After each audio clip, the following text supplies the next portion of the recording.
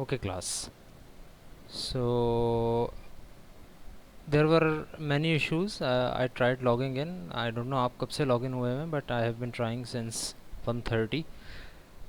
But login नहीं हो रहा था और host has a recurring meeting वाला एरर मुझे दिए जा रहा था बार बार. I tried contacting the IT department as well और काफ़ियों से मेरा रब्ता नहीं हो सका. अभी मुझे एक कॉल रिटर्न हुई थी तो उन्होंने फिर लॉगिन किया है आई थिंक मुझे.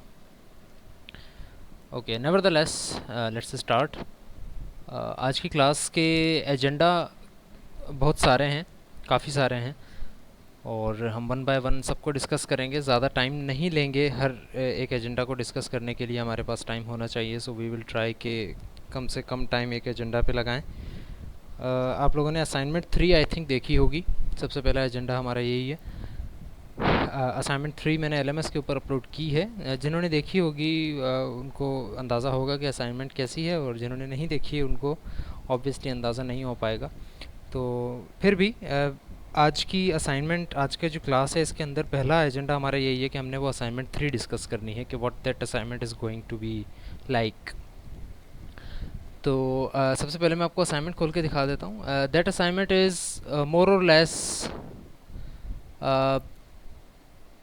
Like a makeup thing. It's not like कि जिसके अंदर आपको कोई नई चीज़ करनी पड़े या कोई नया टॉपिक ऐसा हो जो कि आप लोगों ने इसमें अप्लाई करना पड़े. So it's one of the most simplest assignments. Assignment 1 और असाइनमेंट 2 अगर आप लोगों ने की है या उसमें थोड़ी बहुत भी अगर आपने मेहनत की है तो ये असाइनमेंट आई थिंक आपके एक दिन के अंदर अंदर का काम है. उससे ज़्यादा असाइनमेंट का टाइम नहीं लगेगा. इसकी डेडलाइन अगस्त 21 है ऑब्वियसली. बट असाइनमेंट जो है उसको मैं डिस्कस करने की ज़रूरत नहीं है. बस मैं आपको बता रहा हूँ कि इसमें आपने एक्चुअली करना क्या है. इसके नीचे मैंने कुछ इसके रूल्स एंड रेगुलेशंस भी लिखे हुए हैं. जिन रूल्स में एक यही रूल था कि भाई इस असाइनमेंट से अगर कोई रिलेटेड आपको क्वेश्चन है तो वो हम आज की क्लास में डिस्कस करेंगे. बट आई थिंक कोई क्वेश्चन नहीं होना चाहिए. तो it goes like this. Okay, so it goes like this कि आपने क्लास बनानी है जिस तरह हम असाइनमेंट्स करते हुए आए. क्लास बनानी है एक बुक. उसके अंदर आपने ये सारी कैरेक्टरिस्टिक्स रखने हैं. ISBN, that is your international book number. Title book का क्या है, नंबर ऑफ़ पेजेस, ये आप लोग खुद ही डिसाइड करेंगे कि इसमें से ये इंटीजर होगा, ये डबल होगा या ये स्ट्रिंग होगा, वट एवर. राइट. इसी तरह इसके जो कंस्ट्रक्टर्स हैं, देखें असाइनमेंट का मतलब ये है यहाँ पर कि आपको जो 2 असाइनमेंट्स हो चुकी हैं ना उसमें नंबर्स काफ़ी कम आए हैं सब स्टूडेंट्स के. ठीक है, तो ये असाइनमेंट 3 ऐसे समझें कि आप आई होप कि अगर आपने असाइनमेंट 1-2 पे थोड़ा भी टाइम लगाया है तो इसमें आपके 10 आउट ऑफ 10 आ ही जाएंगे. इसमें कोई ऐसी ट्रिकी चीज़ नहीं है जो कि आपको करनी पड़े. बल्कि वो सारी चीज़ें भी नहीं है इसमें जो कि हमने इससे पहले की थी, ऑपरेटर ओवरलोडिंग और पता नहीं क्या क्या, वो चीज़ें इसमें नहीं है. सिंपली एक आपने फ़ाइल बनानी है बुक की और उसमें कंस्ट्रक्टर होंगे, गेटर सेटर जब आपको ज़रूरत पड़े, और अपडेट एडिशन का एक जो है फंक्शन बनेगा. अपडेट एडिशन का जो फंक्शन है इसमें ये काम होना चाहिए. ये काम क्या है इसके ऊपर मैं चलता हूँ, थोड़ी देर में बताता हूँ आपको. सो अपडेट एडिशन का मतलब ये है कि जो एडिशन नंबर फॉर एग्जांपल अगर एक ऑब्जेक्ट का 4 है तो वो इस फंक्शन के बाद 5 हो जाएगा, एडिशन अपडेट हो जाएगा. That's it. राइट. तो अभी तक फ़िलहाल यही समझें. ऑथर की एक क्लास है जिसके अंदर सिर्फ 2 आर्ग्यूमेंट्स हैं, ऑब्जेक्ट्स हैं, सॉरी डाटा मेंबर्स हैं. नेम क्या है ऑथर का और उसने कितनी बुक्स पब्लिश की है. ऑब्वियसली जब इसका एक नया ऑब्जेक्ट बनेगा तो ये चीज़ 0 होगी initially, number of books published. नाम आप देंगे. ओके, फॉलोइंग पब्लिक फंक्शनैलिटीज़ इसकी ये होनी चाहिए कि वही कंस्ट्रक्टर और गेटर सेटर्स बनेंगे. पब्लिश अ बुक की एक फंक्शनैलिटी इसके अंदर होनी चाहिए. पब्लिश कोई बुक ऑथर पब्लिश कर सकता है, बिल्कुल उसी तरह. इस तरह स्टूडेंट एक कोर्स में एनरोल हो सकता है, उसी तरह एक ऑथर एक बुक पब्लिश कर सकता है. But it is way simpler than that. Okay, इसके अलावा एक क्लास बनेगी नॉवेल की. अच्छा, बुक की जो क्लास है ना, रिमेंबर कि जो बुक की क्लास है इससे इनहेरिट होगी नॉवेल की क्लास. और इसके अंदर ये सारी चीज़ें तो होंगी because a novel has an ISBN, a novel will have a title, a novel will have number of pages and all of these things. और उस नॉवल के अंदर एक एडिशनल चीज़ होनी चाहिए, सीक्वल्स अवेटिंग. ये एक बूलियन वेरिएबल होगा जो कि यस या नो बताएगा. अगर इस वेरिएबल की वैल्यू यस है इसका मतलब है कि जो नॉवल आपने बनाया है, जो ऑब्जेक्ट बनाया है इस क्लास का, that actually awaits some sequel, यानी कि उसमें कहानी ख़त्म नहीं हुई है, आप उसकी कोई नेक्स्ट बुक आएगी. राइट. उसका कोई सीक्वल आएगा. तो इस तरह से आप जो है नॉवेल का ऑब्जेक्ट बना सकते हैं जिसमें एडिशनल चीज़ सिर्फ एक ये है. बाकी सारी चीज़ें वही होंगी जो कि बुक से इनहेरिट होकर आएंगी.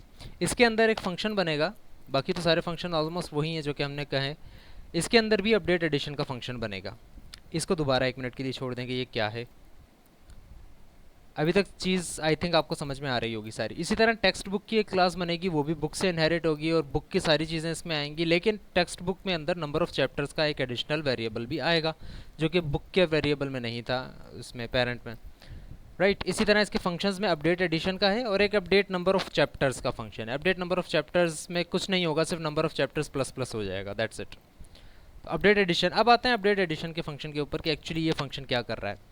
तो अब गौर से सुनिएगा, असल चीज़ यही है इस असाइनमेंट में जो आपने काम करना है, और वो भी मैं आपको समझा रहा हूँ, आपने सिर्फ जाके कोड करना होगा। सो लिसन, अपडेट एडिशन अगर नॉवेल के ऑब्जेक्ट के साथ, नॉवेल का ऑब्जेक्ट बनाते हैं और आप कॉल करते हैं अपडेट एडिशन को, तो रिमेंबर क्या क्या होना चाहिए। सबसे पहली चीज़ ये होनी चाहिए, क्योंकि इसके अंदर बुक के भी सारे ऑब्जेक्ट्स हैं ना, तो अगर नॉवेल के थ्रू आप नॉवेल को अपडेट एडिशन कॉल करते हैं तो ISBN अपडेट हो जाएगा, आप नया ISBN देंगे, एक नया इंटरनेशनल नंबर आएगा उस बुक का। इसी तरह जो डिफरेंट एडिशन होंगे ना, उन दोनों डिफरेंट एडिशंस के ISBN डिफरेंट होंगे। इसी तरह टाइटल सेम रहेगा, टाइटल में कोई चेंजेस नहीं आएंगी क्योंकि वो बुक वही है, सिर्फ एडिशन चेंज हो रहा है। नंबर ऑफ़ पेजेस अपडेट हो सकते हैं, ऑथर नेम सेम रहेगा, एडिशन नंबर प्लस प्लस हो जाएगा क्योंकि इससे पहले अगर 4th एडिशन था तो अब 5th हो जाएगा। इसी तरह एडिशन ईयर आप देंगे उसको कि अगर फॉर एग्जांपल पहला 1999 में था तो हो सकता है कि नेक्स्ट ईयर वो 2002 में आ रहा हो सकता है, नेक्स्ट 2010 में आ रहा हो, ये भी आप हार्ड कोडेड इसको देंगे, यूज़र से कोई लेने की ज़रूरत नहीं है। तो ये बात हो गई नॉवेल की। इसी तरह अगर टेक्स्ट बुक के अंदर आप अपडेट एडिशन कॉल करते हैं तो रिमेंबर के टेक्स्ट बुक के अंदर सीक्वल्स अवेटिंग का वेरिएबल नहीं है बल्कि नंबर ऑफ़ चैप्टर्स का वेरिएबल है। तो जब टेक्स्ट बुक के थ्रू आप अपडेट एडिशन करोगे तो बुक की क्लास के सारे वेरिएबल्स जो कि अभी मैंने आपको बताया कि कौन कौन से अपडेट होंगे वो अपडेट होंगे, और साथ ही साथ नंबर ऑफ़ चैप्टर्स भी अपडेट हो जाएंगे। रिमेंबर कि अपडेट एडिशन जब टेक्स्ट बुक के ऑब्जेक्ट के साथ कॉल होगा तो नंबर ऑफ़ चैप्टर्स चेंज हो भी सकते हैं, नहीं भी हो सकते। भाई नई एडिशन में हो सकता है कि सेम नंबर ऑफ़ चैप्टर्स हों, कोई एक चैप्टर ना बढ़ा हो ना कम हुआ हो, तो मे चेंज हो भी सकता है कि चेंज हो सकता है चेंज ना हो, सेम ही रहे। इसी तरह जो सीक्वल्स अवेटिंग है नॉवेल के अंदर, तो इसके अंदर जब अपडेट एडिशन होगा तो वो सारी चीज़ें तो चेंज होंगी जो कि मैंने अभी आपको बताएं कि ISBN डिफरेंट हो जाएगा, नंबर ऑफ़ पेजेस में भी डिफरेंट हो जाए। बट ये जो सीक्वल्स अवेटिंग है ये हो भी सकता है चेंज हो भी सकता है ना हो सकता है कि सेम रहे कि भाई इसके बाद भी एक बुक आनी है तो सीक्वल्स अवेटिंग यस ही रहे, नो ना हो, तो ये भी चेंज हो सकता है।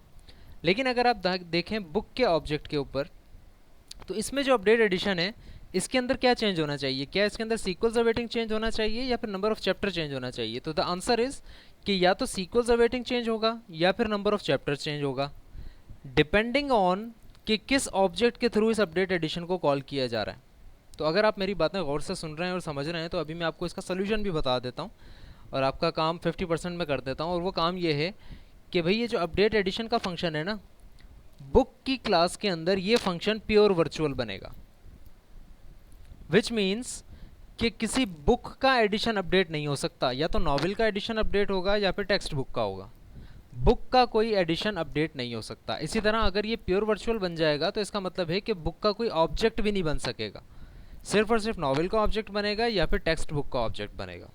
तो ये काम आपने करना है, ये सारे मेंबर्स बनाएंगे, ये प्योर वर्चुअल फंक्शन होगा, गेटर सेटर्स बनाएंगे, ऑथर बनाएंगे, नॉवेल बनाएंगे, उसके अंदर एडिशनल चीज़ें एक दो मैंने जो दिखाई हैं वो होंगी, टेक्स्ट बुक के अंदर जो एडिशनल चीज़ें मैंने बताई हैं वो होंगी, ऑथर के अंदर जो पब्लिश अ बुक है इसको आपने ख़ुद जो है एनालाइज करना है कि ये क्या होगा। आपके रेफरेंस के लिए इस असाइनमेंट का तरीक़ेकार मैंने कुछ इस तरह से रखा है कि मेन फाइल मैंने आप लोगों को दे दी है। ये जो मेन फाइल गिवन है मैंने जो LMS के ऊपर अपलोड की है वो ये जो PDF फाइल नहीं है वो वर्ड फाइल है, विच मीन्स आप इसको कॉपी पेस्ट करके अपने पास रख सकते हैं। तो ये जो मेन फोल्डर है, मेन फाइल है, इसको अगर आप और से देखें तो इस मेन के अंदर मैंने एक ऑथर का ऑब्जेक्ट बनाया, नाम उसका कुछ रख दिया और उस ऑथर का मैंने नाम रखा है F. Scott Fitzgerald, that's it. क्योंकि अब ये आप लोगों ने इसको वेरीफाई करना है, ये आप लोगों ने अपने जहन में बिठानी है चीज़ कि एक्चुअली ये अगर ये ऐसे कॉल हो रहा है जिस तरह फॉर एग्जांपल फर्स्ट लाइन को देखकर मुझे ये अंदाज़ा हो जाता है कि ऑथर का जो एक कंस्ट्रक्टर बनेगा वो सिर्फ और सिर्फ नाम सेट कर रहा होगा, ऑथर के नंबर ऑफ़ पब्लिकेशंस सेव नहीं कर रहा होगा, यानी कि पैरामीटराइज कंस्ट्रक्टर में सिर्फ एक स्ट्रिंग पास हो रहा है, नथिंग मोर। इसी तरह ऑथर एक और बनाया JK रॉलिंग, एक और ऑथर बनाया हमने रॉबर्ट लेफोर। इसी तरह फिर हम नॉवेल का एक ऑब्जेक्ट बनाते हैं, नॉवेल का ऑब्जेक्ट बनाते हैं तो इसके अंदर ये सारी चीज़ें क्या क्या हैं ये आप लोगों ने देखनी है, स्पेशली दिस थिंग कि ये चीज़ क्या है। तो पहली चीज़ तो भाई ISBN हो गया, टाइटल हो गया, नंबर ऑफ़ पेजेस कितने हैं बुक के वो हो गया, वही जो बुक के अंदर मैंने सारी चीज़ें आप लोगों को दिखाई थी। एडिशन 5th है, कौन से ईयर में पब्लिश हुआ। ट्रू का मतलब ये है कि this book is actually awaiting a sequel, तो ट्रू कर दिया, इसका मतलब है कि सीक्वल्स अवेटिंग इसका यस है, because this is a novel, it can not have number of chapters but it can have the sequel और सीक्वल्स अवेटिंग बूलियन वेरिएबल। इसी तरह एक टेक्स्ट बुक मैंने बनाई तो वो सारी चीज़ें वहीं आ गई। एक नॉवल और मैंने बनाया तो उसके लिए भी यही सारी चीज़ें आ गई। रिमेंबर कि यहाँ पर एक्चुअली क्या देना है वो आप लोगों ने सोचना है। हिंट मैं दे देता हूँ, हिंट ये है कि this thing will actually return something, obviously क्योंकि यहाँ से वैल्यू जा रही है integer, string, integer, something, integer, integer and then boolean. तो ये क्या रिटर्न करेगा, ये पब्लिश का फंक्शन एक्चुअली, जो कि जेके की क्लास में होगा, यानी कि ऑथर की क्लास में एक ऐसा पब्लिश का फंक्शन बनेगा जो कि कुछ रिटर्न करेगा, और वो रिटर्निंग एक्चुअली नॉवल के डाटा के अंदर सेव होगी। तो ये आप लोगों ने इसका अंदाज़ा लगाना है कि एक्चुअली ये चीज़ क्या है। इसके अलावा अपडेट एडिशन का वही फंक्शन जो मैंने अभी आपको बताया कि वो ISBN अपडेट करेगा, नंबर ऑफ़ पेजेस अपडेट करेगा, ईयर अपडेट करेगा, सीक्वल्स और वेटिंग अपडेट करेगा, या फिर नंबर ऑफ़ चैप्टर्स अपडेट करेगा in case of a text book.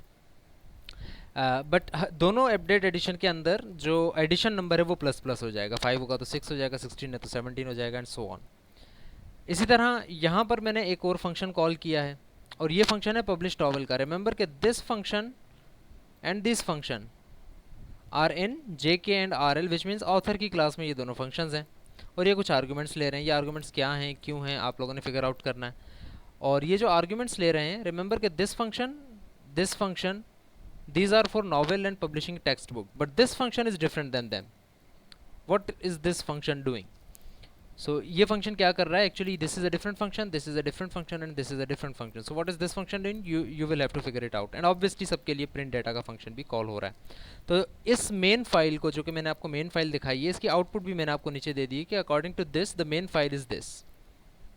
It's actually in one row, so उसको मैंने पार्शियली आपको दिखा दिया है कि पहले ये प्रिंट हुआ, उसके बाद फिर इसके नीचे ये प्रिंट हुआ, फिर इसके नीचे ये प्रिंट हुआ। तो ये it is a one sliding print out. तो ये सारी चीज़ें इन फंक्शंस की कॉलिंग के ऊपर प्रिंट हो रही हैं। सो हाउ एंड वाई आपने फिगर आउट करना है और सिर्फ कोडिंग करनी है। All of the things are given here, there is nothing tricky about it. ऐसा ना समझे कि कोई ऐसी चीज़ मैंने डाली है जो कि आप लोगों ने आज तक पढ़ी नहीं है। देर is nothing tricky about it, is just an assignment जो कि अगर आप कर लेंगे तो आपके नंबर्स भी थोड़े से बेहतर हो जाएंगे, और इसमें कोई ऐसी चीज़ नहीं है जो कि आप लोगों को ज़्यादा टाइम लगे उसको सीखने में, और इंस्ट्रक्शंस हमारी वही हैं। So there are lot of questions, मैं एक एक करके सबका जवाब देना चाहूँगा और फिर हम नेक्स्ट एजेंडा की तरफ बढ़ेंगे। Okay, recording is happening. Sequels of waiting का जिस तरह से मैंने बता दिया काजिम मुबीन आपको। मुजफ्फर हुसैन पूछ रहे हैं कि it means that we don't have to create new main file. Yes, you don't have to create new main file and it will be better. I am not saying कि it's mandatory, but it will be better if you don't send me the main file as well. मैं इसी main file के ऊपर चलाऊँगा सारा काम। तो remember कि आप अपने जो नाम हैं उसके क्लासेस के वो भी यही रखिएगा जो मैंने रखे हैं। ऐसा ना हो कि आपके ऑथर का नाम चेंज हो गया है, या आपने वेरिएबल के नाम चेंज कर दिए हैं, या फंक्शंस के नाम चेंज कर दिए हैं। जो नाम मेन के अंदर जैसा लिखा हुआ है उसको वैसे ही आपने डिज़ाइन करना है। ओके, काजिमून पूछ रहे हैं कि बुक के L पॉइंट में ब्रैकेट वाली चीज़ एक्सप्लेन कर दें। I am not sure what are you asking. अच्छा, बुक जो मैंने बनाया है, थोड़ा एक्सप्लेन कर दें इस क्वेश्चन को, नीचे मैं दोबारा इसको समझ लेता हूँ कि क्या है। शिराज हुसैन कह रहे हैं कि उनके पास वॉइस नहीं आ रही है, क्या बाकियों के पास आ रही है? काजिम मुबीन ज़रा क्लियरली एक्सप्लेन कर दें क्वेश्चन आपका क्या है। ओके, साथ नहीं, आपने जो क्वेश्चन पूछा है असाइनमेंट 2 से रिलेटेड है, ईमेल मुझे कर दें, मैं देखकर जवाब दे दूंगा आपको होपफुली इसका। मुजफ्फर हुसैन पूछ रहे हैं can we create main file our self. Like I said, main file यही होगी।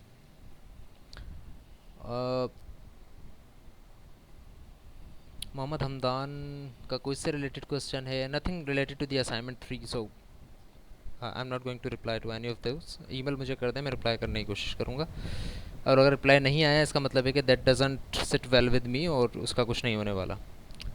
तो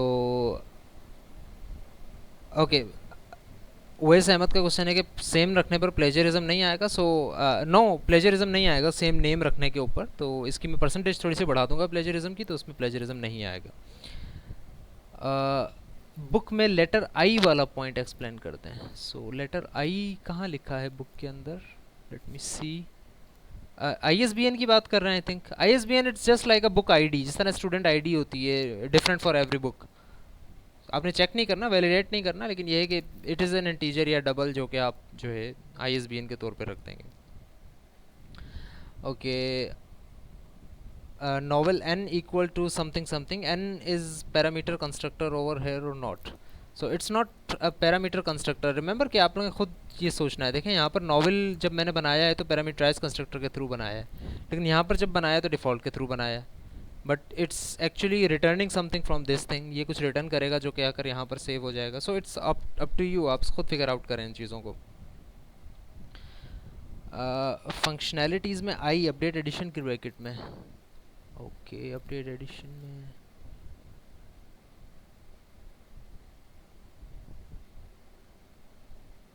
आई एम नॉट श्योर एग्जैक्टली. आपका क्वेश्चन मुझे समझ नहीं आ रहा है काजी मुबीन. आप देखें अपडेट एडिशन में ये है कि because update addition would be equal to zero which means a pure virtual function, तो विच मीन्स के नॉवल के थ्रू अपडेट एडिशन कॉल हो रहा होगा, और अपडेट एडिशन की जो फंक्शनैलिटी है वो नॉवल के फंक्शन क्लास में होगी और इसी तरह टेक्स्ट बुक की क्लास में होगी. एक्सप्लेन करने की कोई ज़रूरत ही नहीं है, मैंने आपको कह दिया ना. Update addition in book class will be a pure virtual function. That's it. I have told everything. So now moving on to the next agenda, and actually those are a few announcements, not really an agenda. So announcement कुछ इस तरह से हैं कि आप लोगों के जो क्विज़ है, एक क्विज़ आप लोगों का रह गया है लास्ट, तो वो जो क्विज़ है वो इंशाल्लाह हम नेक्स्ट या उससे नेक्स्ट वीक में ले लेंगे. We still have a couple of weeks left. तो लास्ट क्विज़ होगा वो आप लोगों का. There is no what do you call it repercussion for that. There is no compensation for the quizzes that you have missed. आपने जो quiz दिए हैं सो दिए हैं, जो नहीं दे सके वो नहीं दे सके. There were 6 quizzes and I am not guaranteeing you कि हर किसी से मैंने 3-3 क्विज़ अलग अलग बिठा कर लेने. The class is happening. किसी ने कोई क्विज़ दिया, किसी ने नहीं दिया. The next quiz will be the last quiz and it will be next in next week और the week after next. Okay, so the next thing is कि क्विज़ की बात हो गई, असाइनमेंट की बात हो गई. असाइनमेंट 3 हमारा लास्ट असाइनमेंट है और इसमें से भी आपकी 2 बेस्ट कैलकुलेट की जाएंगी. होपफुली आपकी जो ये असाइनमेंट होगी it will B one of the best assignments because it is one of the simplest assignments जितनी भी हमने आज तक ली हैं. इसके बाद हमारे टॉपिक्स काफ़ी रह गए हैं और एक सबसे बड़ी अनाउंसमेंट सुन लें पूरी क्लास के रिगार्डलेस ऑफ कि हमारा ओपन बुक एग्ज़ाम होता है या नहीं होता, you should be mentally prepared for appointing a project for me in OOP. What I'm saying is कि आपने एक प्रोजेक्ट बनाना है OOP का. 21st तक जो है वो हमारी ये कंप्लीट हो जाएगी, क्या कहते हैं इसको, असाइनमेंट 3. होपफुली 21st से पहले ही सब जमा करवा देंगे ये असाइनमेंट. इसके बाद आई थिंक हमारे 4th तक हमारे पास 2 वीक्स हो रहे हैं and I will want you कि 21st तक अगर हमारे क्विज़ेस भी पूरे हो जाते हैं, असाइनमेंट भी पूरी हो जाती हैं, तो आई विल वांट यू कि आप अभी से ही सोचना शुरू कर दें for a project. And the project should not be very high level. इतना ना सोचें कि आप बहुत हाई लेवल आपको प्रोजेक्ट करना होगा, बिकॉज वी नो कि क्लासेस की टाइमिंग की कमी की वजह से और ऑनलाइन सिचुएशन की वजह से काफ़ी चीज़ें आप लोगों को क्लियर नहीं हो पाई होंगी.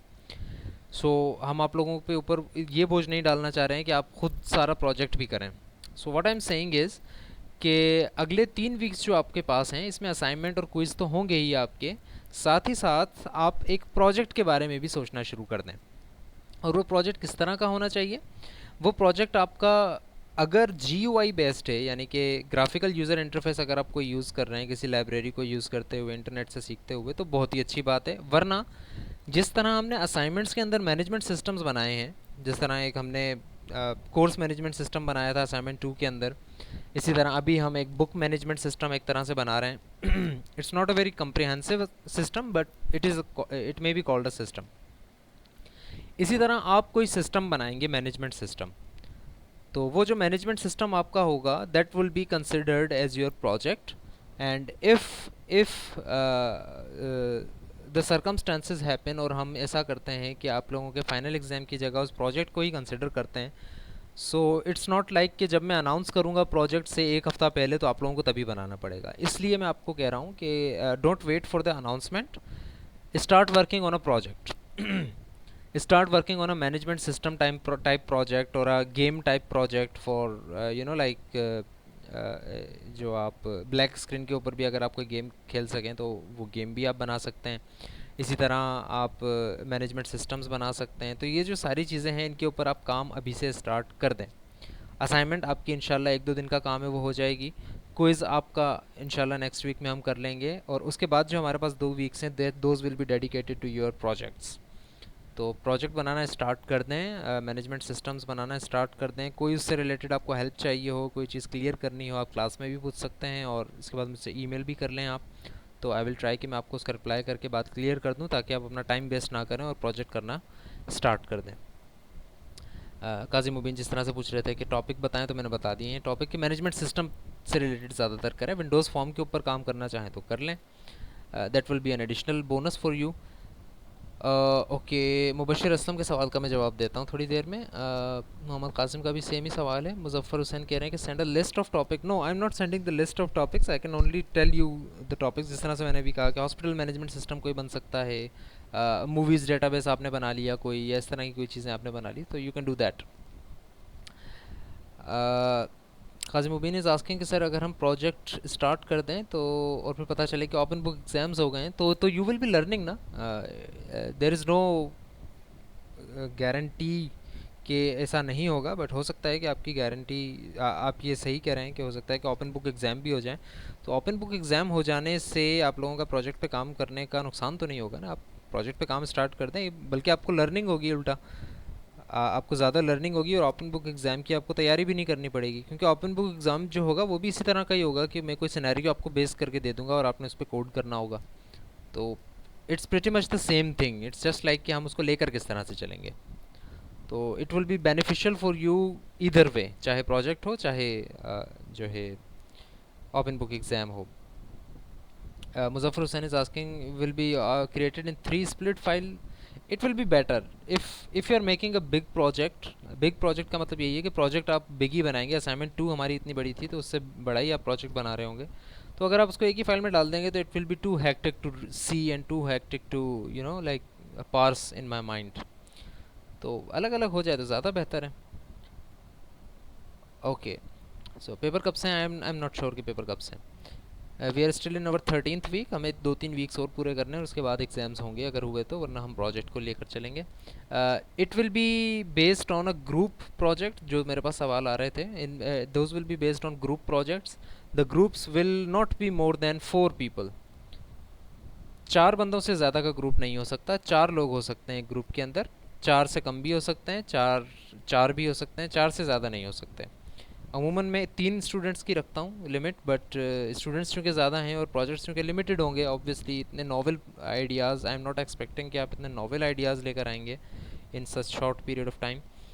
तो इस वजह से प्रोजेक्ट्स भी हमें चूँकि सही डिवाइड करने होंगे, 2 स्टूडेंट्स का सेम ना हो जाए, तो इसलिए हम जो है 4 स्टूडेंट्स से ज़्यादा का ग्रुप नहीं हो सकता। अपने ग्रुप्स वगैरह बना लें, ईमेल पे मुझसे बेशक रब्ता करते रहें, और आई विल ट्राई कि मैं आप लोगों को टाइमली रिप्लाई कर दूँ।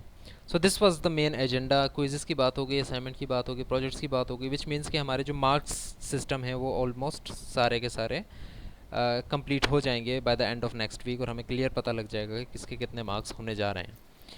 Now one of the last thing, not last thing, but the things that we need to discuss in this class.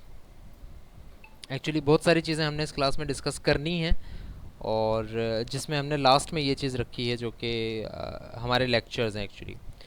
तो पूरी क्लास से मेरी ये गुजारिश क्या है, एक तरह से आपको अपडेट दे दूं कि आप लोग भी अगर कोर्स आउटलाइन को साथ साथ देखते जा रहे थे जिस तरह से मैं देख रहा था, तो यू विल सी कि हम काफ़ी पीछे रह गए हैं कोर्स आउटलाइन में। There are still 4 to 5 major topics that we need to discuss, and we don't have much time, because हमारी वीक में एक ही क्लास हो रही है, 1.5 घंटे की, 2.5 घंटे की। उसके साथ असाइनमेंट्स भी हैं, क्विज़ेस भी हैं, उसका टाइम भी निकलता है, तो काफ़ी कम हमें टाइम बच रहा है बाकी चीज़ों को कवर करने के लिए। आई ट्राइड कि आप लोगों के लिए मैं विंडोज़ फॉर्म और ग्राफिकल यूज़र इंटरफेस, बटन्स वगैरह और गेमिंग वगैरह के ऊपर भी थोड़ा जाऊँ, बट आई डोंट थिंक कि उसके लिए हमारे पास टाइम रहेगा। What I can do is guide you, आपको कुछ बता सकता हूँ लाइब्रेरीज़ और उनके यूजेज किस तरह से हो सकता है, तो वो आप कर सकते हैं, बट अल्टीमेटली आप लोगों ने खुद ही करना होगा, बिकॉज क्लास के टाइम के अंदर हम वो काम नहीं कर सकते। So we will try to cover up all of the topics, but obviously मैं हर किसी की डिटेल में अब नहीं जा सकूँगा। डिटेल आप लोगों ने खुद जाकर सीखनी होगी, और कोई क्वेश्चन हो तो आप मुझसे पूछ सकते हैं उस चीज़ के बाद। यानी कि मैं ये कहना चाह रहा हूँ कि एक्चुअली जो हम कोडिंग कर रहे हैं उस कोडिंग को शायद हम थोड़ा सा अभी बैक सीट के ऊपर रख दें, कि हम कोडिंग ना करें और चीज़ें समझ लें एक दफ़ा, और उसके बाद अगर टाइम बचा तो कोडिंग करके आप खुद भी देख सकते हैं, अगर टाइम बचा तो हम करके भी दिखा देंगे। कैन वी क्रिएट इंडिविजुअली और with other sections friend for project? Okay, it is necessary कि आप अपने जो ग्रुप है, जो आपके what you call it section है, उस सेक्शन के स्टूडेंट्स के साथ ही आप बनाएं प्रोजेक्ट, दूसरे सेक्शन के स्टूडेंट्स के साथ ना बनाएं। जो आपका सेक्शन है सिर्फ उसी के साथ आप बनाएंगे, क्रॉस सेक्शन जो है वो आप नहीं करेंगे। Yes, it will be great. Mohammad Talha Sajid कह रहे हैं कि इट विल बी ग्रेट कि हम अगर GUI और गेम डेवलपमेंट थोड़ी सी सीख सकें, बट ऑब्वियसली थोड़ा सा हमें टॉपिक्स को कवर करना है पहले, और उसके बाद टाइम बचा तो मैं आप लोगों को कुछ गाइडलाइंस भी दे दूंगा उसके लिए, और फिर हम डिस्कस भी अगर टाइम बचा तो कर लेंगे कि गेम डेवलपमेंट पे किस तरह जा सकते हैं। सो नेवरदलेस लेट्स स्टार्ट वहीं से हमने जहाँ बात आई थिंक छोड़ी थी। We were talking about polymorphism और एब्स्ट्रैक्ट क्लासेस क्या होती हैं, ये वही उसकी सारी चीज़ें हैं। हमने ये कहा था कि अगर एक प्योर वर्चुअल फंक्शन एक क्लास के अंदर आ जाएगा तो वो class, that class will be what do you call it, an abstract class, और वो जो एब्स्ट्रैक्ट क्लास है वो उसका कोई ऑब्जेक्ट नहीं बन सकता। तो ये बात हमने कही थी। तो जिस तरह से यहाँ पर ये एक एब्स्ट्रैक्ट क्लास है अल्फ़ा, क्योंकि इसके अंदर एक प्योर वर्चुअल फंक्शन है जिसको आपने ओवरराइट किया हुआ है चाइल्ड क्लास के अंदर। जिस तरह से अभी बुक के अंदर आप प्योर वर्चुअल बनाएंगे और नॉवल और टेक्स्ट बुक के अंदर उसको ओवरराइट करेंगे। तो that was all about abstract class. Interface एक चीज़ होती है, interface is just like an abstract class in C++। तो हमने कहा ना जिस तरह कि भाई अगर एक क्लास के अंदर एक प्योर वर्चुअल फंक्शन मौजूद है तो उसका कोई ऑब्जेक्ट नहीं बन सकता, because that class is now an abstract class. इसी तरह अगर एक क्लास के अंदर सारे के सारे मेंबर फंक्शंस प्योर वर्चुअल हैं, कोई एक फंक्शन भी नहीं है जिसकी डेफिनेशन आपने दी हो, तो ऐसी क्लास को हम कहते हैं इंटरफेस। ठीक है, सिंपल।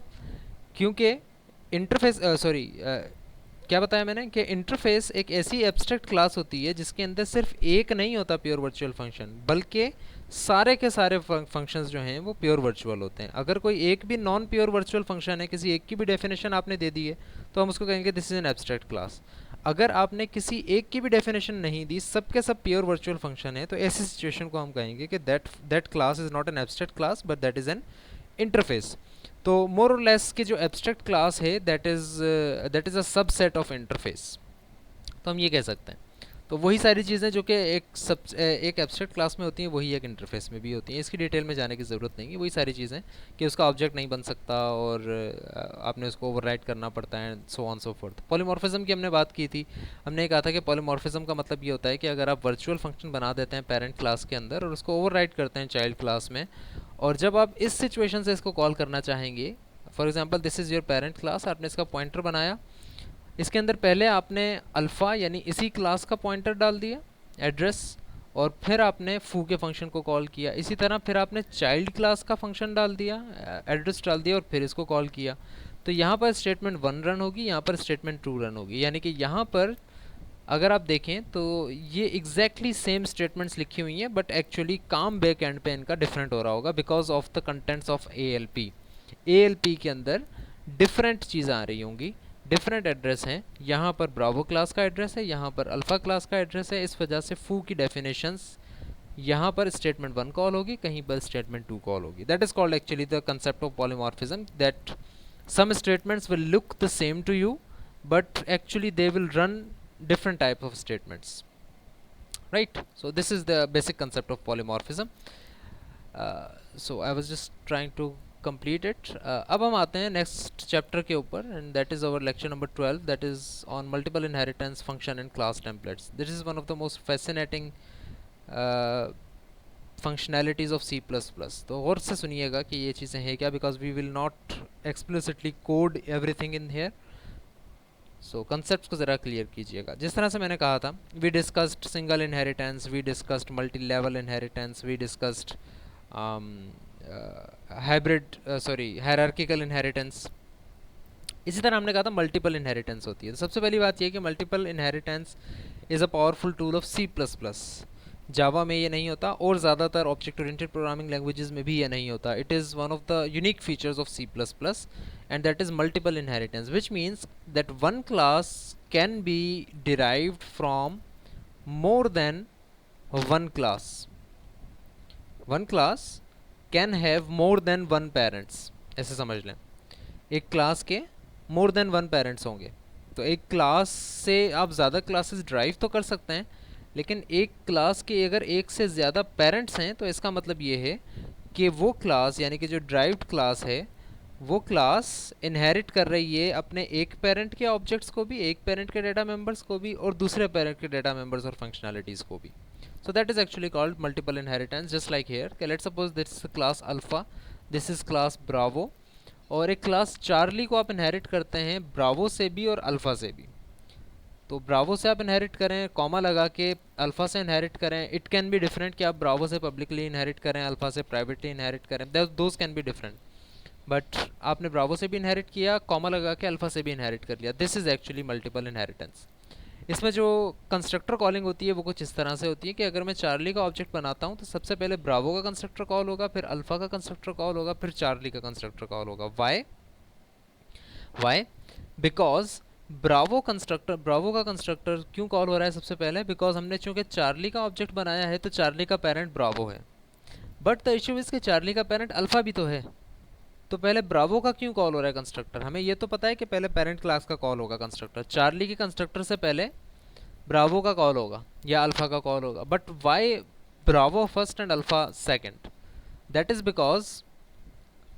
बिकॉज कि आपने ब्रावो से इनहेरिटेंस पहले लिखी है और अल्फ़ा से इनहेरिटेंस बाद में लिखी है. तो अगर मैं पब्लिक ब्रावो से पहले लिख दूँ तो पहले अल्फ़ा का कंस्ट्रक्टर कॉल होगा, फिर ब्रावो का, एंड देन फिर चार्ली का.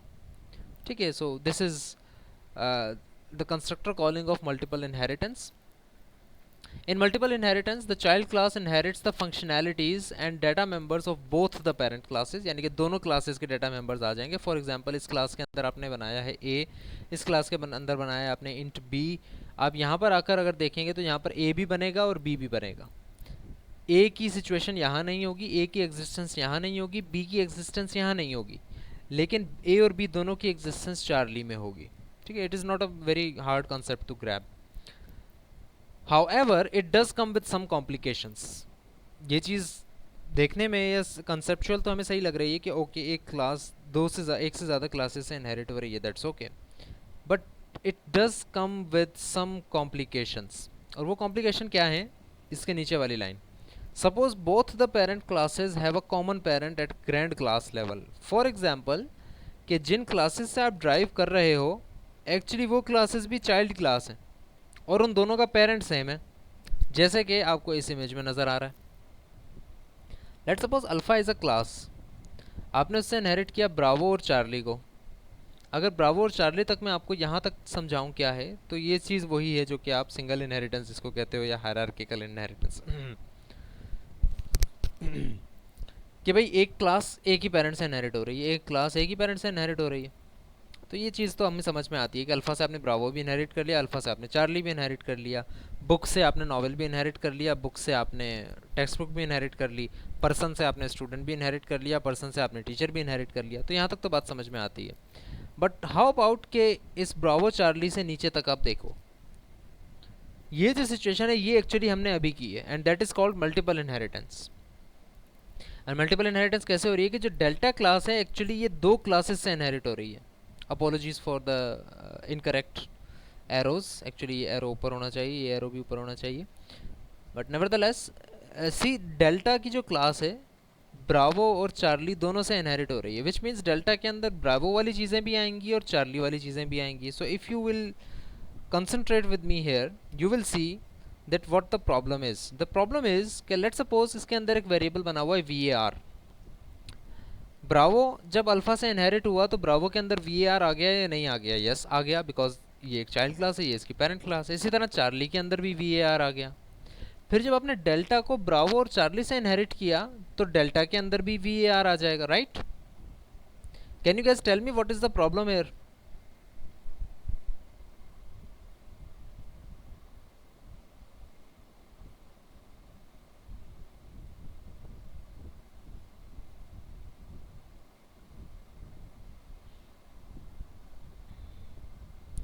Okay, Muzaffar Hussain, you are asking very specific questions. We are on this start of this topic. तो पहले इस टॉपिक को सही समझ लें, उसके बाद मैंने जिस तरह कहा ना, हम सिर्फ इंट्रोडक्शन देंगे, बाकी जिस तरह के आप क्वेश्चंस कर रहे हैं ये आप खुद ही जाकर करें, आप खुद ही फिगर आउट करें कि ये एक्चुअली क्या होगा. You are talking very specific कि अगर उसमें प्राइवेट हो या उसमें पब्लिक हो, फिर उसको मैं प्राइवेटली इनहेरिट करूँ तो फिर वो क्या आएगा. सो बहुत सारी कॉम्प्लिकेशंस और भी होंगी, तो वो आप खुद जाके देख लीजिएगा. So Kazim Mubeen is saying कि चार्ली का वी आएगा या ब्रावो का V R, may be it's the problem. Yes, this is the problem कि एक्चुअली वी आर किसका आएगा, इनहेरिट किसका होगा. ताहिर मुजफ्फर इज सेइंग कि 2 दफ़ा वी आ जाएगा. हफ्सा अहमद इज सेइंग कि Delta will not recognize Alpha. Okay, actually recognize करने का मसला नहीं है, रिकग्नाइज तब हो जाएगा जब अगर आप डेल्टा के अंदर अल्फ़ा को इंक्लूड करवा दोगे. But I think I can guess आपकी प्रॉब्लम है क्या, यहाँ पे आप क्या सोच रहे हैं. var will be made into 2 times grandchild, how will it manage same thing from 2 childs. So right, you guys are almost right कि actually problem क्या है. some of you are pretty right कि vr यहाँ पर भी आ गया, vr यहाँ पर भी आ गया. जब आप इस क्लास को इन दोनों से इनहेरिट करते हो तो vr इसका आएगा या इसका आएगा, ये प्रॉब्लम हो जाएगी. या प्रॉब्लम ये होगी कि इसका भी आ जाएगा और इसका भी आ जाएगा. तो एक्चुअली वो डिफ्रेंशिएट कैसे करेगा, तो ये चीज़ कॉन्फ्लिक्टिंग है. यहाँ पे क्लैश आ जाएगा कि ये चीज़ कैसे, कौन से वी आर का आना चाहिए. तो इस चीज़ को, इस प्रॉब्लम को कहा जाता है the diamond problem. So it's not looking like a diamond right now because इसको मैंने बनाया इस तरह से. बट इफ़ यू इमेजिन कि यहाँ से एक स्ट्रेट लाइन यहाँ आ रही है, यहाँ से एक स्ट्रेट लाइन यहाँ आ रही है, और ये अगर इसको मैं स्ट्रेट लाइन की तरह करूँ तो it will look like a diamond, right. So this diamond is called a diamond problem, that if you multiply inherit a class from 2 children of the same class, then there will be the error of confliction कि भाई क्या actually क्या बनेगा यहाँ पे. So the solution is right. So अगर हम इस क्लास को देखें, when an object of class delta is created, var should be made only once, but there is made twice because of 2 parents. that is the problem. so the diamond problem का जो solution है actually वो है virtual inheritance. Virtual inheritance का नाम आपको इसके अलावा और कहीं सुनने में नहीं आएगा. वर्चुअल इनहेरिटेंस एक स्पेसिफिक सोल्यूशन के तौर पर आई है डायमंड प्रॉब्लम को टैकल करने के लिए, वरना इसके अलावा वर्चुअल इनहेरिटेंस ज़्यादातर लैंग्वेजेस में आपको मिलेगी भी नहीं. और C++ के अंदर अगर आपको मिलेगी तो वो भी स्पेसिफिकली इसी प्रॉब्लम को डील करने के लिए मिलेगी. सो द डायमंड प्रॉब्लम का सोल्यूशन है virtual inheritance. In order to make only 1 copy of the redundant data members, जो कि आपके पास डबल होकर आ रहे हैं डाटा मेंबर्स, उनको अगर सिर्फ एक कॉपी आपको चाहिए तो बोथ पेरेंट क्लासेस, दोनों पेरेंट क्लासेस से जिससे हम मल्टीपली इनहेरिट कर रहे हैं उससे हम वर्चुअली मल्टीपल इनहेरिट करेंगे अपनी चाइल्ड क्लास को. तो virtual inheritance is used to inherit the multiply inherited classes. In our example, to avoid redundant copies of grand parent class data members, class Charlie would be virtually inherited from both parent classes.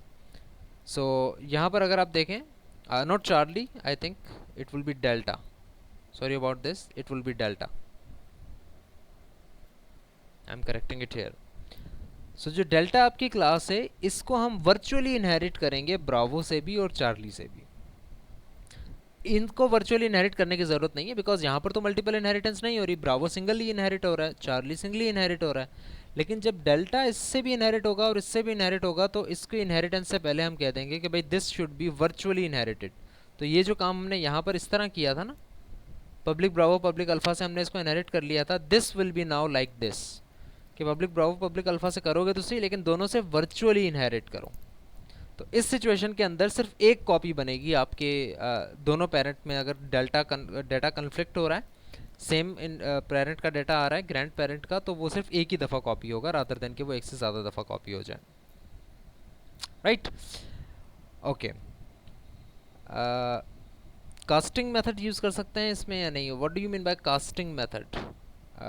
Wasim Azam पूछ रहे हैं. Casting method से मुराद मुझे I am sorry समझ नहीं आई मुझे बात. सो nevertheless questions अगर कोई हैं तो भेज दें, मैं आपको क्वेश्चंस का भी जवाब देता हूँ. Next 2 things are very interesting things, और उसमें आपको ज़्यादा मेहनत नहीं करनी पड़ेगी समझने में. तो number first thing is function templates. Now these are some of the additional things जो कि लाजमी तौर पर जो है किसी उससे रिलेटेड नहीं है ऑब्जेक्ट ओरिएंटेड प्रोग्रामिंग से, but this are one of the functionalities जो कि बड़ा काम आती हैं ऑब्जेक्ट ओरिएंटेड प्रोग्रामिंग में भी और आपकी सिंपल प्रोग्रामिंग में भी. So what are function templates? Function templates are functions actually, ठीक है, स्टार्ट में इससे ही कर रहा हूँ। Actually those are not functions but actually we can call some of the things a function, कि भाई एक फंक्शन होगा, उसकी एक प्रोटोटाइप होगी और उसके अंदर कुछ काम हो रहा होगा। Functions that are designed to work for every data type, which means that the function will be data type independent. Functions that are designed to do its duties regardless of the data type it is called for. The function's calling specifies which data type the function will have to work on. So just consider example, और आप लोगों को आगे मैं code भी दिखाता हूँ इसका कि क्या है। Just consider example कि मैं एक कोड लिखता हूँ से एरे को प्रिंट करने के लिए। Just be with me. Array को प्रिंट करने के लिए मैंने एक फंक्शन लिखा, मैंने उस फंक्शन का नाम लिखा प्रिंट एरे। वो एक आर्गुमेंट लेता है और आर्गुमेंट किस टाइप का होगा, ऑब्वियसली आर्गुमेंट एक एरे होगा। वो जो आप एरे आर्गुमेंट में ले रहे हो, उस फंक्शन का काम सिर्फ इतना सा है कि जो एरे उसके पास आर्गुमेंट में आएगा उसको वो प्रिंट कर देगा, दैट्स इट। अब मुझे ये बताएं कि वो जो आर्गुमेंट होगा उस फंक्शन का, वो आर्गुमेंट किस टाइप का होना चाहिए,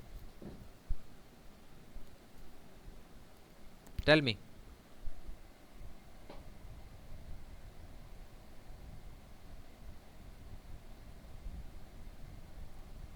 So what I'm saying is this, that let's suppose मैं एक print array का function बनाता हूँ और यहाँ पर एक for loop लगाता हूँ या while loop लगाता हूँ whatever, जो कि 1 से लेके से 10 तक चलेगा। और उसने क्या करना है, उसने सिर्फ प्रिंट कर देनी है ये चीज़, यानी कि it will see out array i को हम स्टार्ट करेंगे 1 से 10 तक, ठीक है। जस्ट एन एग्जाम्पल के ऐसा होगा, राइट। अब यहाँ पर मैं एक एरे को एज एन इनपुट ले लूँगा, या तो इस तरह या फिर इस तरह, सेम थिंग। ओके, सो अब मैं इस फंक्शन को अगर कॉल करता हूँ और मैं ये कहता हूँ कि भाई प्रिंट एरे के फंक्शन को कॉल किया जाए और उसके अंदर एक एरे पास कर दिया जाए जो कि मेन में आपने बनाया है, फॉर एग्जांपल मेन एरे आप इसमें भेजते हो। आपने एक एरे बनाया हुआ है मेन में जो कि आप यहाँ पर भेज रहे हो कि भाई इंट मेन एरे 10 साइज़ का है और इसके अंदर कुछ वैल्यूज़ हैं। आपने वो एरे यहाँ पर भेज दिया और इस फंक्शन का काम ये है कि इसने एरे को प्रिंट करना है, 1 से 10 तक चलेगा और जो भी आर्गूमेंट में आएगा उसको ये प्रिंट कर देगा, right. So this is integer, और आपने इंटीजर का एक एरे बनाया और आपने उसको प्रिंट करने के लिए भेज दिया। For example, just for an example, अगर मैं यहाँ पर ये काम करता हूँ स्ट्रिंग एरे, इसके अंदर भी 10 नाम मैंने सेव कर दिया, लेट्स सपोज कोई 10 नाम सेव कर दिया। अब मैं इस स्ट्रिंग के एरे को प्रिंट करना चाहता हूँ, what should I do, what should I do.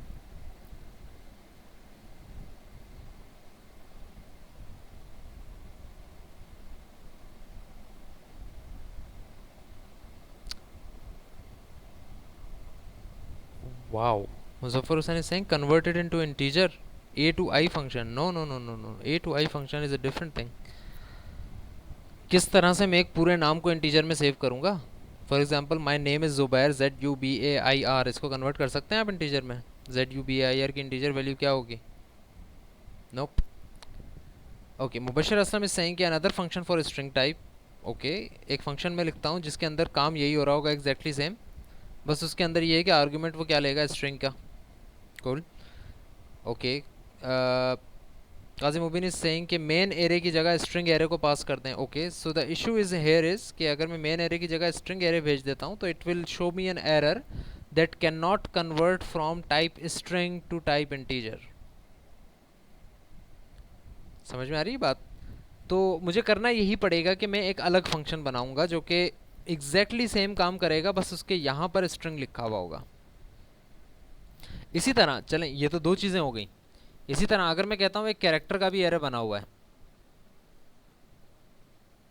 और उसमें भी सेम चीज़ें हैं, अब मुझे अगर कैरेक्टर प्रिंट करना है तो मैं क्या करूँगा, क्या मैं दोबारा इसके थ्रू कॉल करूँगा, I mean I can, but character is a different data type, उसमें आपको फिर कुछ चीज़ें चेंज करनी पड़ेंगी कि आप उसको एज एन इंटीजर प्रिंट करवाना चाह रहे हो या as a character. So the solution to this problem is that you would not have to make this function, actually you would have to make a function template. और ज़रा आसानी से समझ में आने वाली बात है, और वो ये है कि हाउ अबाउट कि मैं इसको कहूँ कि ये जो इंटीजर आपने लिखा है ना, it can be any type, एक जनरल नाम रख दिया मैंने, it can be any type. इसकी जगह मैं कुछ भी रख सकता हूँ, मैं अपना नाम भी रख सकता हूँ यहाँ पे। आई एम जस्ट सेइंग कि समथिंग, सम टाइप। इंटीजर मैंने ये नहीं कहा कि इंटीजर का एरे आएगा तभी प्रिंट करना है, ना ही मैंने ये कहा कि स्ट्रिंग का एरे आएगा तभी आपने प्रिंट करना है, मैंने कहा सम टाइप। अब वो सम टाइप ऑब्वियसली कोई डेटा टाइप नहीं है, तो यहाँ पर वो एरर देगा कि it is not a data type. So I will tell it that it is actually a template data type. और इसको बताने का तरीका है ये कि आप लिखें टेम्पलेट, और टेम्पलेट के अंदर आप लिखें क्लास, और फिर उस टाइप का नाम लिखते हैं। That's it. फंक्शन डिक्लेरेशन से पहले, फंक्शन की प्रोटोटाइप से पहले आपने ये चीज़ लिख देनी है, template is a keyword which will define कि एक्चुअली आगे जो आप एक डेटा टाइप लिखने वाले हो, it is a template, it is not an actual data type, it is just a placebo, कि इसकी आपने जगह लिखी हुई है ये चीज़, एक्चुअली ये कोई डेटा टाइप है नहीं।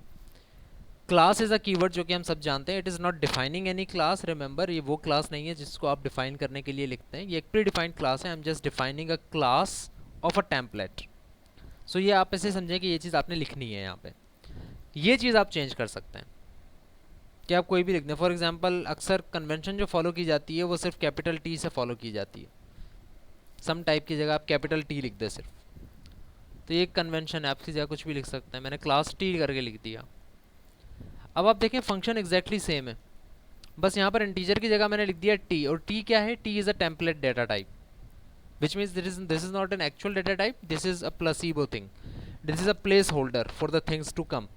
अब होगा ये कि ये फंक्शन बिल्कुल उसी तरह काम करेगा जिस तरह कर रहा था, और आपको इन तीनों चीज़ों के लिए अलग फंक्शन बनाने की ज़रूरत नहीं पड़ेगी। अगर आप मेन एरे के साथ कॉल करोगे तो यहाँ पर टी का मतलब इंटीजर समझा जाएगा, अगर आप इसके थ्रू कॉल करोगे तो यहाँ पर टी का मतलब स्ट्रिंग समझा जाएगा, अगर आप इसके थ्रू कॉल करोगे तो यहाँ पर टी का मतलब कैरेक्टर समझा जाएगा। जिस तरह का डेटा आप भेजोगे ये टाइप उस तरह की शक्ल ढाल लेगी। That is called actually function template.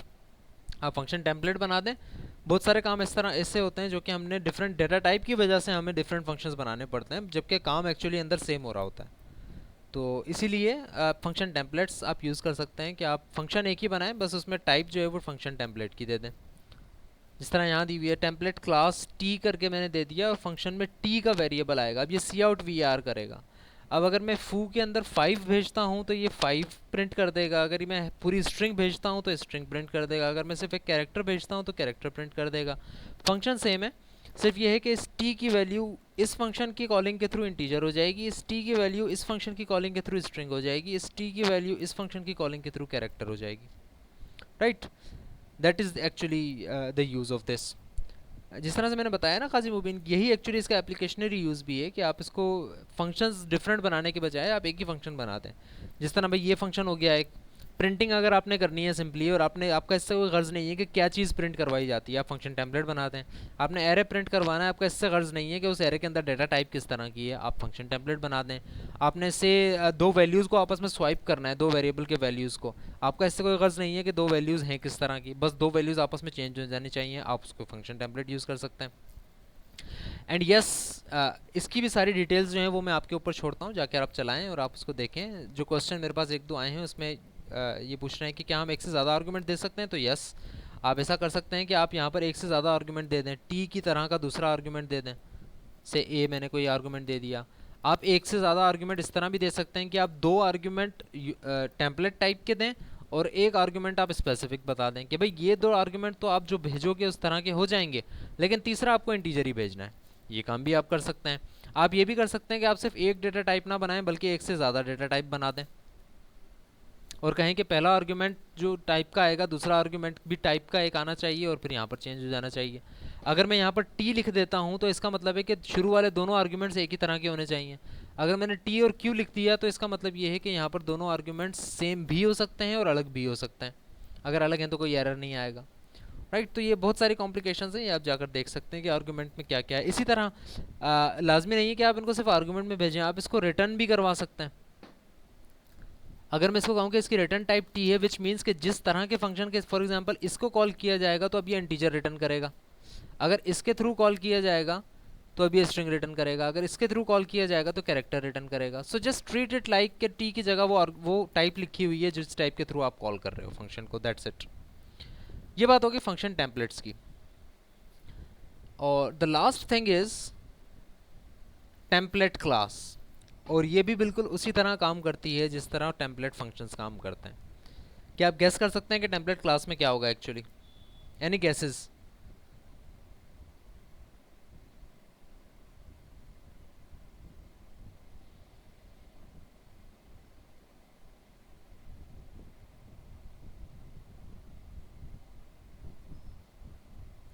Yes Muzaffar Hussain, you are right. हम यूज़र डिफाइंड डेटा टाइप भी फंक्शन टेम्पलेट्स में यूज़ कर सकते हैं। इट्स नॉट लाइक कि इंटीजर स्ट्रिंग वगैरह यूज़ करें। आप बुक का ऑब्जेक्ट भेज सकते हैं, आप टी की जगह बुक को भी सपोज कर सकते हैं या स्टूडेंट को सपोज कर सकते हैं। You can do anything about this.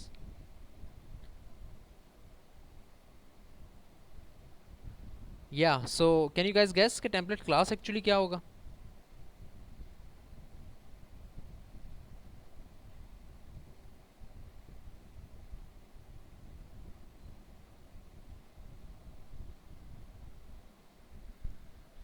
Okay, no guesses yet. So just listen के टेम्पलेट क्लास होगा क्या? Template class will be just like a template function, will be just like any other class. अगर यहाँ से आप देखें class एक बनी हुई है, दैट्स इट। अगर आप यहाँ पर देखें तो जो डेटा मेंबर बनाया हुआ है वो किसी इंटीजर या स्ट्रिंग टाइप का नहीं है बल्कि टी टाइप का है, राइट। और ये टी टाइप क्या होगी? बिल्कुल उसी तरह कि भाई जब ऑब्जेक्ट बनेगा तब आप बताओगे कि ये टी टाइप क्या है। जिस तरह जब आप फंक्शन कॉल करोगे तो आपको पता लगेगा कि एक्चुअली टी टाइप क्या है। इसी तरह जब आप ऑब्जेक्ट बनाओगे माई क्लास का तो आप बता देना कि इसके अंदर जो प्राइवेट डेटा मेंबर है ये आपको किस टाइप का चाहिए, इंटीजर टाइप का चाहिए, कैरेक्टर टाइप का चाहिए या किसी और टाइप का चाहिए। तो आप टेम्पलेट क्लास टी उसी तरह लिखोगे, अपने टेम्पलेट डिफाइन करोगे, और जब क्लास बना रहे हो तो जहाँ जहाँ आपको उस टेम्पलेट का डेटा टाइप चाहिए आप उसको टी लिख दोगे। इसी तरह जब आप इन फंक्शंस की डेफिनेशन लिखोगे तो इन फंक्शंस की डेफिनेशन आप इस तरह लिखोगे कि माई क्लास के अंदर जो माई क्लास का एक कंस्ट्रक्टर है उसके अंदर ये काम करना है। रिमेंबर कि जब भी आप क्लास का नाम आप लिखोगे सिर्फ क्लास का नाम नहीं लिखोगे, because that class is not actually a class, it is a template class. और जब टेम्पलेट क्लास होगी तो इसका मतलब ये है कि उस क्लास के साथ एंगुलर ब्रैकेट्स के अंदर आप उसकी टाइप लाजमी लिखोगे। तो एक सिंटेक्स जो है ये आप जाकर देख लीजिएगा कि सिंटेक्स किस तरह से काम कर रहा है, मैं जो आपको कंसेप्ट समझा रहा हूँ, राइट। सो इसी तरह जब आप ऑब्जेक्ट बनाओगे तो ऑब्जेक्ट देखें इस तरह बनेगा। माई क्लास माई obj5 आप करके कॉल कर सकते थे पैरामीटराइज कंस्ट्रक्टर को, लेकिन यहाँ पर आपने ब्रैकेट्स के अंदर int भी लिखा है। और ये क्यों लिखा है आपने? ये इस वजह से लिखा है because this is a template class, और इसको ये आपको बताना पड़ेगा कि ये जब आप इस क्लास का ऑब्जेक्ट बना रहे हो तो इसके अंदर जो डेटा मेंबर है वो किस टाइप का बनना चाहिए, इंटीजर टाइप का बनना चाहिए। Same is the case with this कि आप इसमें एक से ज़्यादा डेटा टाइप भी दे सकते हो कॉमा लगा के। आप ये भी कर सकते हो कि आपका एक डेटा मेंबर टी टाइप का, एक डेटा मेंबर क्यू टाइप का हो, और उन दोनों को आप यहाँ पर अलग अलग कॉमा करके भेज दो, तो you can do that. However there are a few limitations to template classes when they are made in three separate file architecture। एक एरर आएगा इसके अंदर जो कि 3 सेपरेट फाइल आर्किटेक्चर का होगा। जब आप टेम्पलेट क्लास बनाते हो तो आप 3 सेपरेट फाइल्स बनाकर अपना आर्किटेक्चर यूज़ नहीं कर सकते। आपको आई am just telling you this, और जाकर इस पर रिसर्च कीजिएगा कि ऐसा क्यों है।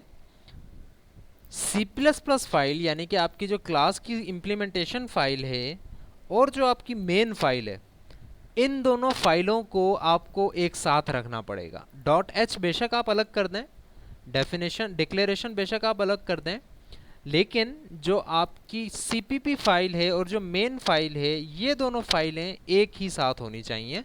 अगर ये दोनों फाइलें अलग होंगी तो टेम्पलेट क्लास आपको एरर देगी, राइट। सो ये चीज़ आपने करनी होगी। Template member functions can not be defined in separate .cpp and h files because a template member function is a function template, not a function। what is it saying? It is saying कि जो template member function होगा, आपकी template class का जो member function होगा, it will be a template function, it will not be a function। तो जिस तरह member function आप बनाते हो ये एक member function नहीं होगा, ये एक template function होगा। So function template requires to be instantiated with the data type. So इसकी डिटेल आप ये जाकर पढ़ लीजिएगा कि ऐसा क्यों है कि आपको अलग अलग करना पड़ेगा। Okay, Hina Baloch is asking कि सर एंगुलर ब्रैकेट में 3 बार इंटीजर लिखना होगा कॉमा लगा के मेन फाइल में? No, it's only when you are trying to do 3 different variables, 3 different data types here। देखें यहाँ पर एक ही डेटा टाइप है ना t। अगर मैं ये कहूँ कि यहाँ पर t वेरिएबल बना हुआ है, q टाइप का एक और वेरिएबल बना हुआ है और से v टाइप का एक और वेरिएबल बना हुआ है, तो यहाँ पर मुझे इन तीनों को डिफाइन करना पड़ेगा, class t comma class q comma class v। इसी तरह जब मैं इसका ऑब्जेक्ट बनाऊंगा तो मुझे यहाँ पर इंटीजर के साथ 2 और चीज़ें बतानी पड़ेंगी कि भाई कौन कौन सी ऑब्जेक्ट्स आप बनाना चाह रहे हो, किस किस तरह के डेटा टाइप में आप बनाना चाह रहे हो। सो अभी अगर आप सिंगुलर दे रहे हो तो it's a perfectly working code. Just आपने करना ये होगा कि ये सारी चीज़ें और ये मेन ये एक ही फाइल में लिखना होगा रादर देन कि अलग अलग फाइल में आप लिखें, right. Okay, so now give me the questions. क्या क्या क्वेश्चंस हैं आपके जहन में?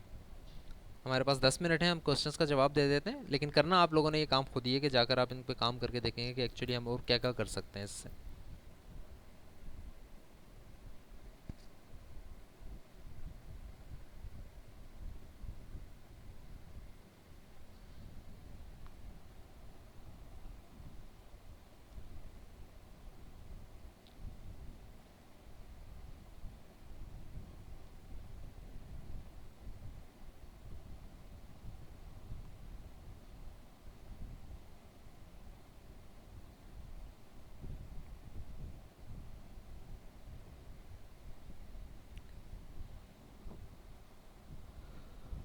Okay, if you are using nested class, what do you mean by nested class? Like a diamond problem? Multiple inheritance? Are you saying that?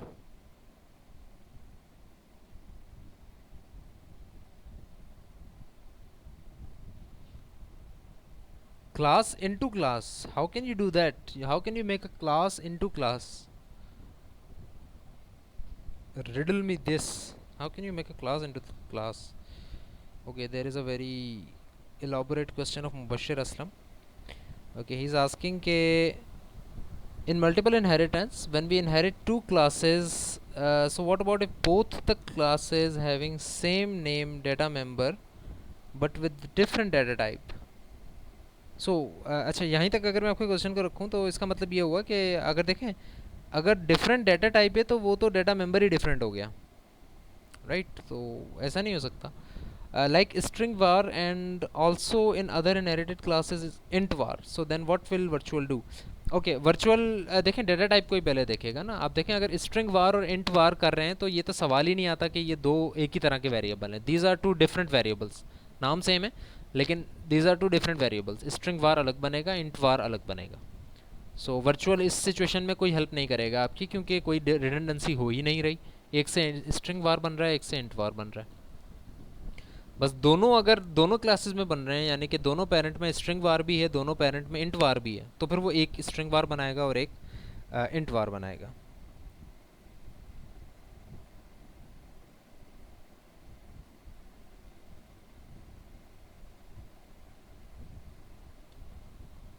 Any other question?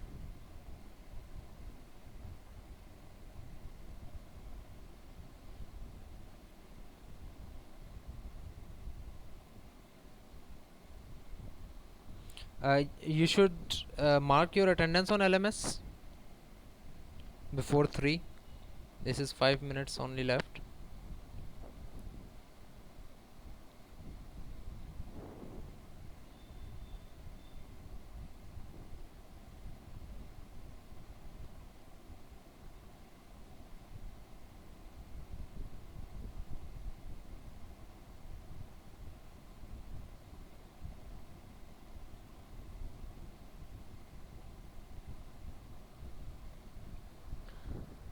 Okay, but then how can we access these 2 variables through the child class because they have the same name?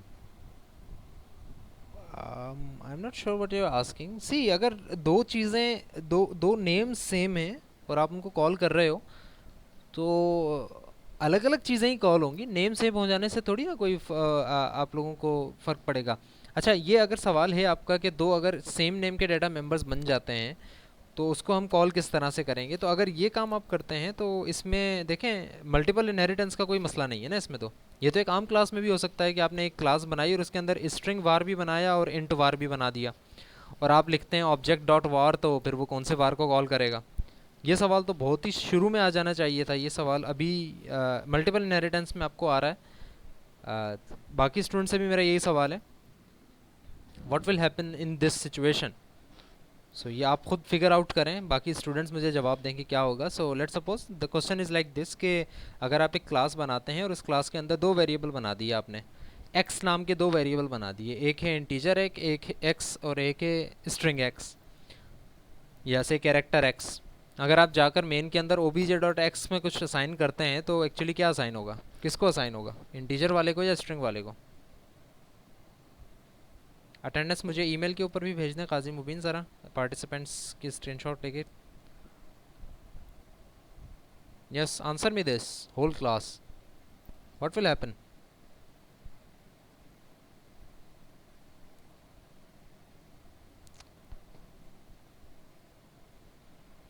I am asking something like this के से एक class बनी हुई है और pair की एक class for example हम बनाते हैं, और उस क्लास के अंदर हम कहते हैं एक है इंटीजर एक्स और फिर है स्ट्रिंग, या चलें कैरेक्टर कर देते हैं, कैरेक्टर एक्स, राइट। अब मैं मेन के अंदर आके एक ऑब्जेक्ट बनाता हूँ पेयर का obj, और मैं कहता हूँ obj.x इक्वल्स टू 8। किस में जाएगा 8, इसमें जाएगा या इसमें जाएगा। अब कंसिडर कि ये दोनों पब्लिक हैं, सेटर हमने यूज़ ही नहीं किया ना, पब्लिक हैं दोनों।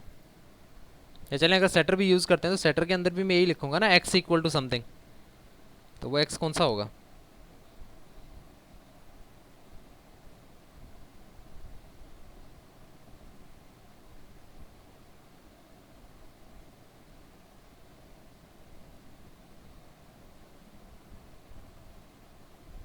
Send me the snapshot of participants अगर LMS पे अटेंडेंस शो नहीं हो रही है तो। इंट में जाएगा because it is written like integer. Okay okay, how about this, अब क्या होगा, या फिर अब क्या होगा।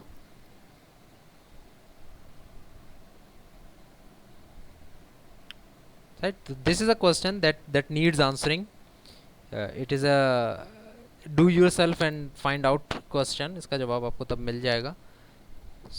हम इसके जवाब आप खुद ही तलाश करेंगे। तब तक के लिए हम क्लास को भी डिसमिस कर रहे हैं। आई थिंक हमारी फ्राइडे को क्लास नहीं हो पाएगी, बट जितनी भी चीज़ें हमने आज डिस्कस की हैं those are very important, from your assignment, from your quiz, from your project, to all of the topics that we discussed. और उसमें हमने कोड भी नहीं किया, हमने आपको ये कहा है कि आप खुद जाके करेंगे। सो get serious and start doing double the work that you were doing. Hopefully it was more than 0. So see you in next class inshallah. Muhammad Hamdan Ali wants to speak. जी मोहम्मद हमदान क्या कह रहे हैं।